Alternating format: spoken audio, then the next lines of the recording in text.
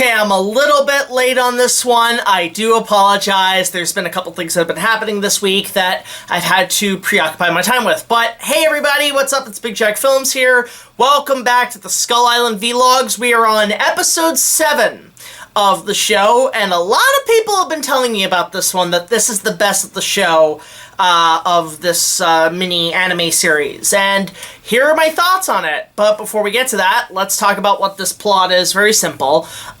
This is basically a flashback episode to why Kong has been kind of absent through the show, and why, whenever we see him, he's a tad depressed. There is a whole backstory, which I don't know exactly when it takes place, to be exact, but it's either before or after the events of Kong Skull Island, where we open with this girl, this other girl, who is in no way related to the characters we are at with right now, being chased by, oddly enough, a skullcrawler. Yep, skullcrawlers are finally in this. And it's like a really cool, creepy scene where it's chasing after them, and it looks beautiful, it looks fantastic. And then all seems lost until Kong comes in to save the day in a very brutal manner. He takes a fucking stick and just shoves it down its brain cavity and through the fucking bottom of the mouth. And I'm like, that's the King Kong I know, and he looks fantastic in this. Like, he is the central star of this episode. And he is friending this girl who... What's great about this episode is that it's told visually. It's not told much through dialogue. Any dialogue that is actually subtitled. At first I thought I changed the dub, but no, this is how it is in all the languages, because the whole episode is done through Spanish. Which Español, which I used to take Spanish classes as a kid. I mean, thanks to Zorro, but it is really cool to see a different, language told with Kong in this, which is really cool. So this woman speaks Spanish, who is sort of Kong's friend, who they go through all these random adventures through the jungles and killing, like, chameleon dinosaur things, which are really cool.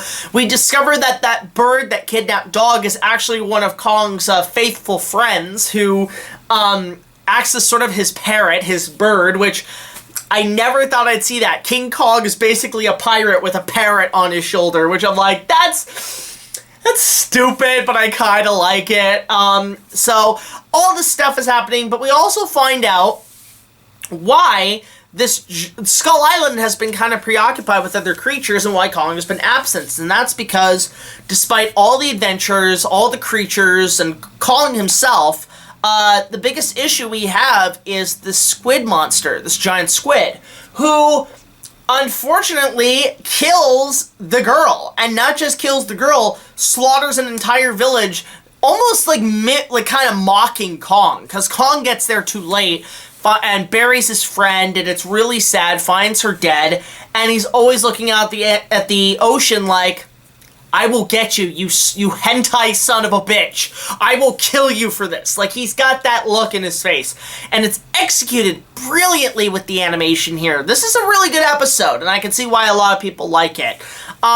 It is very well done. The animation is top tier here. Kong looks fantastic here. Probably the best he's looked in animation, like 2D hand-drawn animation, because I've seen a lot of adaptations that have not been good.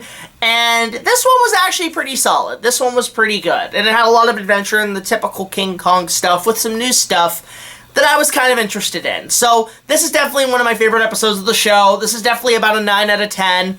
Pretty solid stuff. And it leaves you satisfied. But let me know your thoughts on this episode in the comments section below. Don't forget to support our Patreon. Just $1 or more will get you early access to all of our content, as well as other special features. Now, a little bit of homework I should point out before I take off is, number one, I'm currently kind of reworking scripts with Season 8 as we're shooting. We've been heavily into production right now. But we're going to maybe start putting out episodes a little bit later, but they're not what you expect how the show's going to start. It's going to be very much how we started last season with, like pre-recorded episodes. So we're coming out with some ways to try to reorganize some of the episodes and some of the stuff we want to talk about. We're doing that right now. On top of that, some good news, everybody. I will be attending FANEXPO Canada in the next weekend. I'll put a link down below where you can go check it out. I'll put a promo on my page and everything.